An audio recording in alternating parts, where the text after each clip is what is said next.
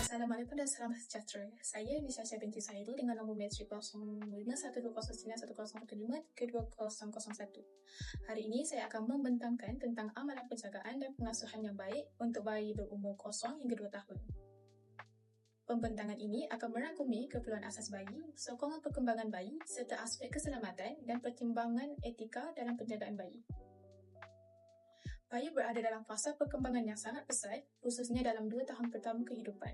Pada peringkat ini, penjagaan dan pengasuhan yang berkualiti sangat penting kerana ia mempengaruhi perkembangan fizikal, kognitif, emosi dan sosial bayi. Oleh itu, ibu bapa dan penjaga perlu memahami keperluan serta cara penjagaan yang betul bagi memastikan pembesaran bayi berlaku secara optimum. Pemakanan merupakan keperluan asas bayi yang sangat penting bagi bayi.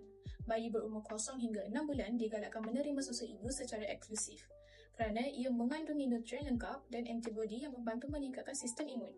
Setelah mencapai usia 6 bulan, bayi boleh diperkenalkan kepada makanan pelengkap seperti bubur, sayur-sayuran dan buah-buahan yang dikisar.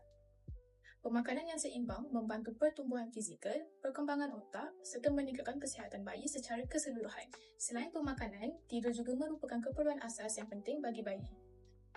Semasa tidur, hormon pertumbuhan dirembeskan dengan lebih aktif bagi menyokong perkembangan fizikal bayi.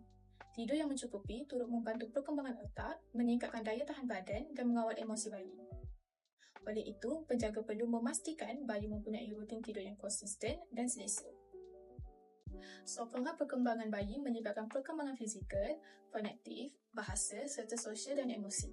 Bayi belajar melalui pengalaman, pemerhatian dan interaksi dengan orang di sekeliling mereka. Oleh itu, penjaga perlu menyediakan pelbagai aktiviti yang sesuai dengan umur bagi merangsang perkembangan bayi secara menyeluruh.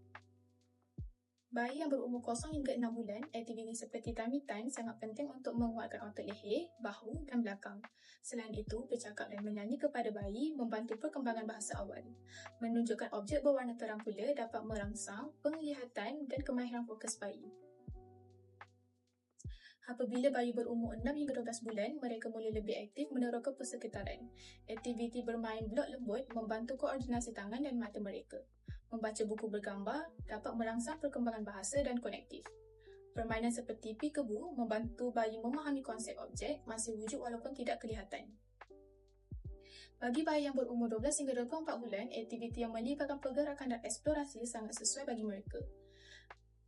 Permainan bola membantu perkembangan motor kasar manakala menyusun bola dapat meningkatkan kemahiran motor halus dan penyelesaian masalah.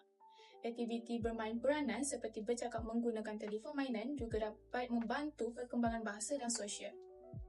Aspek keselamatan perlu diberi perhatian sepanjang masa. Penjaga perlu memastikan persekitaran bebas daripada objek tajam, bahan berbahaya dan risiko kemalangan. Soket elektrik hendaklah ditutup manakala kawasan tangga perlu dipasang pagar keselamatan. Pengawasan yang berterusan dapat mengurangkan risiko kecederaan pada bayi.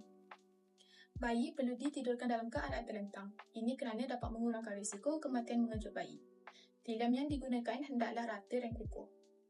Elakkan meletakkan bantal tebal, selimut longgar atau permainan di dalam katil kerana ia boleh menyebabkan risiko lemas. Kebersihan yang baik dapat melindungi bayi daripada jangkitan penyakit. Penjaga perlu membasuh tangan sebelum mengendalikan bayi, serta memastikan imunisasi bayi lengkap mengikut jadual yang ditetapkan. Dari sudut etika, privasi bayi perlu dihormati dan sebarang gambar, video atau maklumat berkaitan bayi tidak boleh dikongsi tanpa kebenaran ibu bapa atau penjaganya.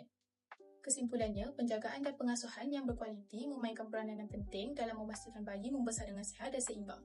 Keperluan asas seperti pemakanan dan tidur perlu dipenuhi dengan baik, di samping menyediakan aktiviti yang sesuai untuk merangsang perkembangan bayi. Aspek keselamatan, kebersihan dan etika juga tidak boleh diabaikan kerana ia membantu mewujudkan persekitaran yang selamat dan kondusif untuk pembesaran bayi. Itu sahaja pembentangan kali ini. Sekian, terima kasih. I just had to let you know you're